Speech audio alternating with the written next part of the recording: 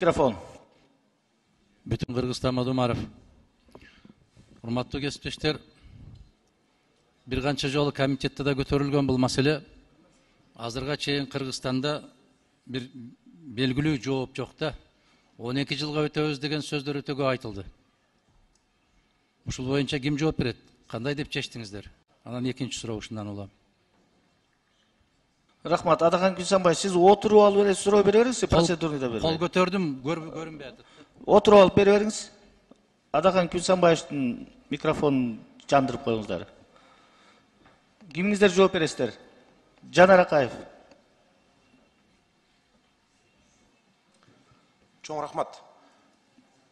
Урматтуу депутаттар, урматтуу Адахан Күнсанбаевич, биздин өткөндө бир канча депутатыбыз ушул 12 жылдык билим берүү системасына өтөт экенбиз деп каршы берип алган учур болгон. Муну азыр бириктирилген долбоордо 12 жылдык билим берүү боюнча таптакыр жок. Бул мыйзам боюнча. Ал эми келечектеги өкмөттүн позициясын мен билбейт экенмин, аны өздөрү жооп берет болуш керек. Бирок бул мыйзамда, урматтуу депутаттар, 12 жылдык боюнча сөз жок. Рахмат. Ошол боюнча сурап атам. Эгер эртең эле ошондой чечим кабыл алынып калса, бул мыйзам кандай болот? Ким жооп берет мына өкмөттөн? Саламатсыздарбы, урматтуу Адахан Күнсанбаевич. Жанар Кубаныч айтып аткандай, бүгүн мыйзамда биз 12 жылдык деген түшүнүктү алып келген жокпуз. Анткени билебиз, 12 жылдыкка бүгүн өтөбүз десек деле, ага эч кандай шарт жооп бербейт. Анда силер мында бир эмнеге салбастан токтотуп бир так жооп берип койбойсуңарбы?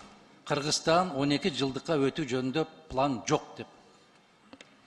Адахан Күнсанбаевич, министр Канек Апаш Иманалиев келет жогорку кеңешке, буюрса күздө болуп калат окшойт. Келгенде өзүнүн концепциясын сунуштайт. Ошондо так кесе жооп айтылат. Анда концепцияга жараша албайлыбы мыйзамды? Же мыйзамды кабыл алып албаган концепцияны жок, азыр биз коомчулукту дагы угуп атабыз да. 12 жылдык боюнча өтө көп негатив бар. Аны билим берүү министрлиги угуп атабыз. Ошондуктан так кесе чечим кабыл алынган жок. Ал чечим кабыл алына турган болсо, албетте министрлер кабинети менен чогуу, анан жогорку кеңештин депутаттарынын эл өкүлдөрүнүн дагы сөзсүз түрдө ой пикири эске алынат.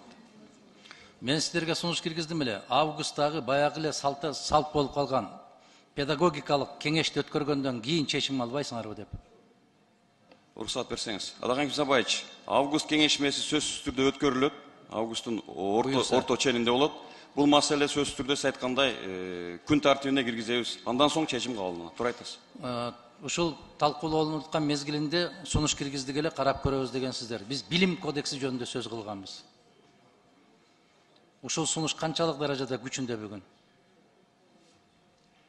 Адахан Күнсанбаевич, мен эсимде сиз айткансыз ушу мыйзамдардын баарын бириктирип билим берүү жөнүндө кодекс кабыл алалы деп. Ал маселе боюнча мен азыр жооп бере албайм, анткени азыр бүгүнкү билим берүү мыйзамына биз 5 мыйзамды бириктирип алып келип жатабыз да. Мүмкүн ал келечектин ишидир, биз кодекс кылганга үлгүргөн жокпуз. Кодекс болду эле.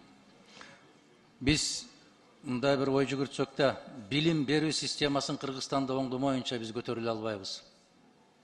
Бардык нерсе билимден башталат. Ошол эле маданияты да, ошол эле тарбиясы дагы, ошол эле тартиби дагы, ошол эле адилеттүү соттор, адилеттүү прокурорлор, адилеттүү дарыгерлер, бүтүн баары билимден башталат. Бардык нерсенин булагы билим.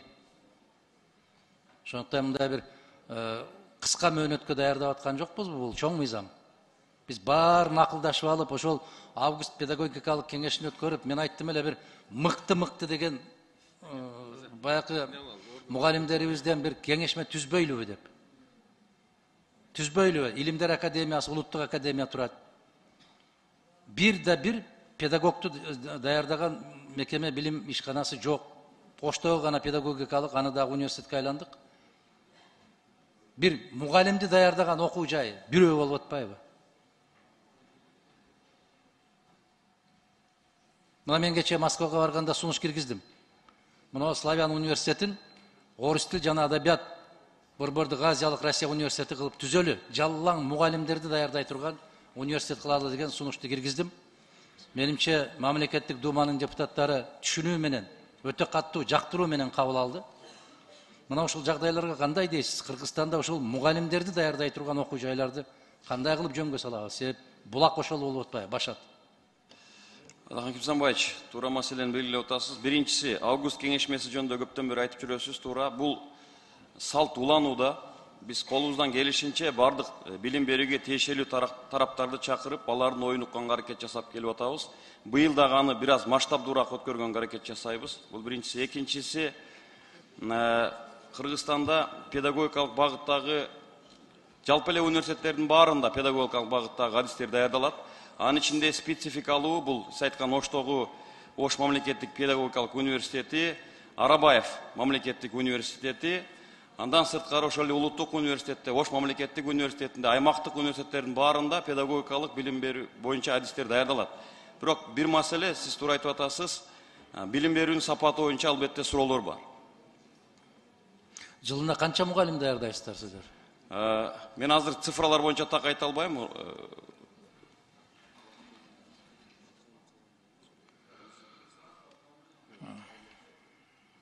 Болду, башка суроо жок. Рахмат.